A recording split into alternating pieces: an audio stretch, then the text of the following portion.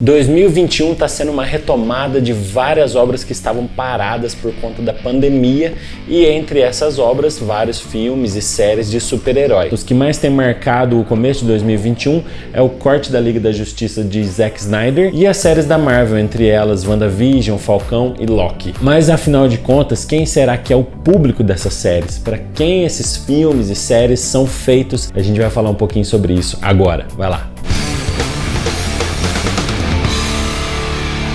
Fala galera, meu nome é Tércio Barbosa e esse é o Smart Mob dessa semana. Vamos falar um pouquinho sobre isso, sobre o que a gente tem visto agora em 2021 e sobre o que a gente vai ver nos próximos anos que vem por aí. Tem muita coisa pra gente assistir. Eu quero pedir pra você pra já se inscrever no canal, dar o like nesse vídeo e ativar o sininho das notificações. Eu quero te pedir principalmente pra você dar o like nesse vídeo pra recomendar pra mais pessoas que podem se interessar e pra você me ajudar também. Hoje a gente pode analisar o cinema dos super-heróis em duas frentes, Marvel e DC. Mas nem sempre foi assim, apesar da inspiração ser a mesma, os estúdios eram muito diversificados e cada um tinha o seu herói a desenvolver a história. E de uma certa forma a gente não pode olhar só para o que está rolando agora. Existe uma origem dos filmes de super-herói que vieram muito antes do que a Marvel e a DC tá fazendo. Você tem lá atrás os filmes do Super-Homem, inclusive o primeiro foi um clássico e o segundo manteve o mesmo nível. Você tem aí os filmes do Batman, do Tim Burton, que depois deu uma leve caída,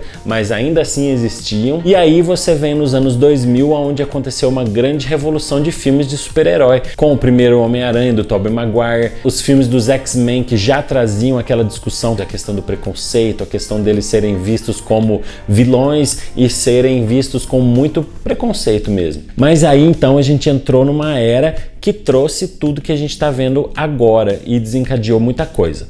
A Marvel começou uma série de filmes, começou com um plano de desenvolver vários personagens. O que acontecia? Lá nos anos 90, na década de 90, a Marvel quase faliu. E para sobreviver, ela vendeu o direito de seus personagens, dos maiores personagens, quem podia dar dinheiro para ela se reerguer e continuar e não falir. Esses personagens eram Homem-Aranha, X-Men, um Quarteto Fantástico. Os maiores personagens deles foram vendidos para estúdios de cinema, ou seja, não é que eles perderam seus personagens, não que eles não poderiam fazer mais quadrinhos desses personagens, mas o direito de uso no cinema foi vendido para estúdios de cinema. Só que com o sucesso dos filmes de super-heróis que estavam acontecendo, desses filmes que eu falei, Homem-Aranha, X-Men, até os Quartetos Fantásticos lá atrás, que não eram bons filmes, excelentes filmes, mas que fizeram um certo sucesso. Devido a esses filmes, a Marvel enxergou que o cinema era um futuro certo para ela desenvolver seus personagens também, além dos quadrinhos. Só que eles chegaram num ponto que eles não tinham os personagens principais, então eles precisaram desenvolver outros personagens que até então não eram tão conhecidos pela grande massa, pelo grande público de cinema. Personagens esses que eram Homem de Ferro, Thor, Nick Fury, Viúva Negra. Apesar de hoje serem personagens bastante conhecidos pelo público de cinema, antigamente não era tanto assim. A gente conhecia esses personagens, mas a gente não tinha tantas referências desses personagens como a gente tinha do Homem-Aranha, por exemplo, que é um grande herói e você vê ele estampado em qualquer tipo de mídia. Não podendo depender só dessa imagem dos grandes super-heróis, a Marvel então traçou um plano de contar uma história e criar origens. E aí veio a origem do famoso MCU, que é o Marvel Cinematic Universe, ou Universo Cinematográfico da Marvel, que é o que a gente conhece hoje. Apesar desses personagens serem personagens de quadrinhos, para fazer esse universo dar certo, eles não poderiam contar só com o público de quadrinhos. Eles tinham que contar toda uma história, desenvolver o personagem do Homem de Ferro, que foi o seu primeiro filme, e a partir dele criar um background para esse personagem, ou seja, dar profundidade, fazer com que o público se identificasse com esse personagem.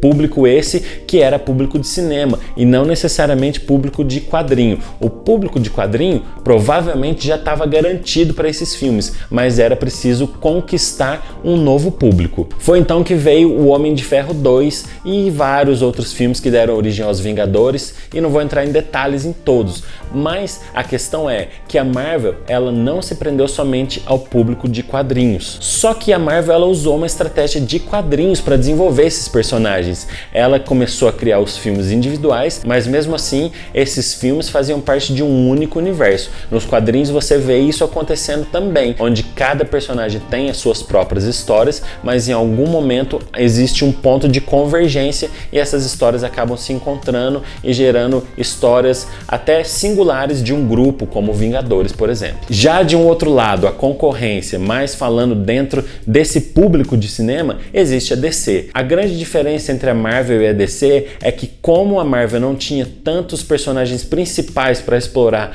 no mundo do cinema, a DC já possuía o direito de grandes personagens conhecidos por quase todo mundo, como Superman, Batman, Mulher Maravilha, Lanterna Verde, o Cyborg, nem tanto na grande massa, no grande público, e o The Flash, que é muito conhecido, inclusive faz um sucesso enorme entre a criançada. E mesmo tendo os sucessos lá atrás dos filmes do Tim Burton, do Batman, já de uma certa forma recente, a gente tem os filmes do Christopher Nolan, que foram filmes que exploraram mais um lado real, como se esse personagem existisse entre o nosso meio e não fosse um personagem tão grande, tão Deus como são os personagens da DC realmente na sua origem e como eles são hoje em dia retratados no cinema. Christopher Nolan trouxe uma pegada mais realista e mais cinematográfica para o personagem. Ele trouxe a visão e sua experiência de diretor para trazer a visão dele do personagem, fazer com que o Batman fosse de fato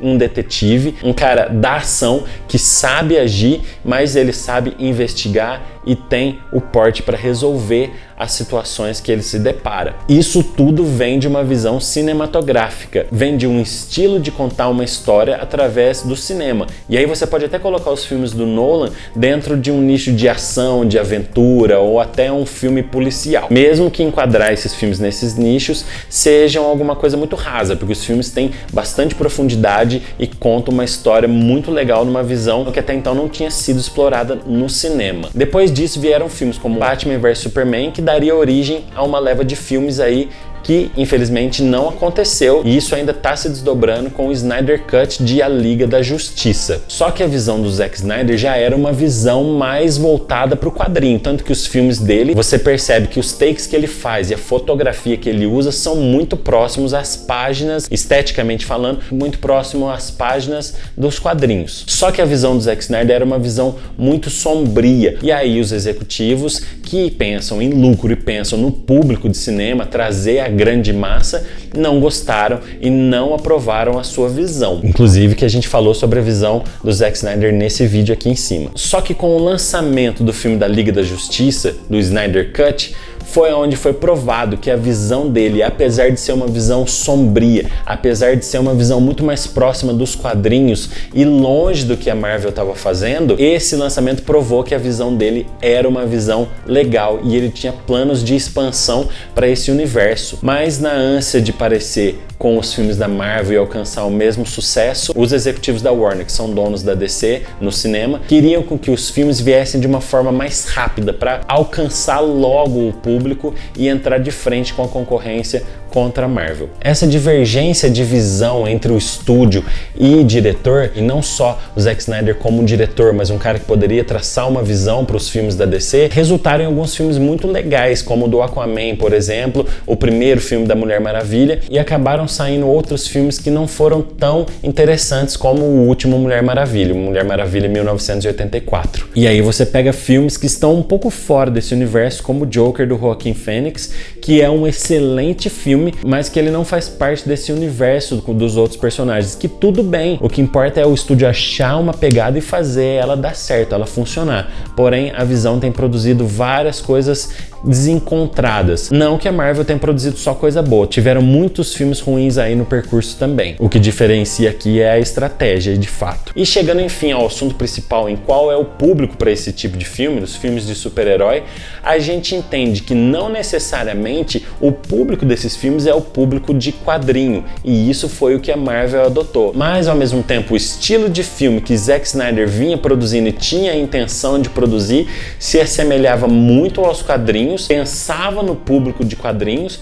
mas também poderia funcionar com o público geral, porque afinal de contas é uma mídia transportada para outra mídia, ou seja, os quadrinhos para o cinema, aonde os dois públicos poderiam convergir e poderiam dar muito certo, e a quantidade de fãs da DC e da Marvel, porque o sucesso de um alavanca o sucesso do outro, essa quantidade de fãs poderia se multiplicar e ainda se tornar algo maior do que a gente está vendo. Esse estilo de filme de super-heróis, que acaba englobando outros estilos como comédia, ação, drama, aventura, ele é um estilo de cinema e um nicho de cinema que está longe de acabar ainda, porque ainda existem muitas discussões, ainda gera muitas discussões, por isso que a gente está aqui falando. E o público desse tipo de filme tem se provado forte, um público que consome e um público que movimenta a indústria, não só indo ao cinema, mas gerando assunto e conversando fora, em todas as redes sociais. Não estou falando só de geradores de conteúdo,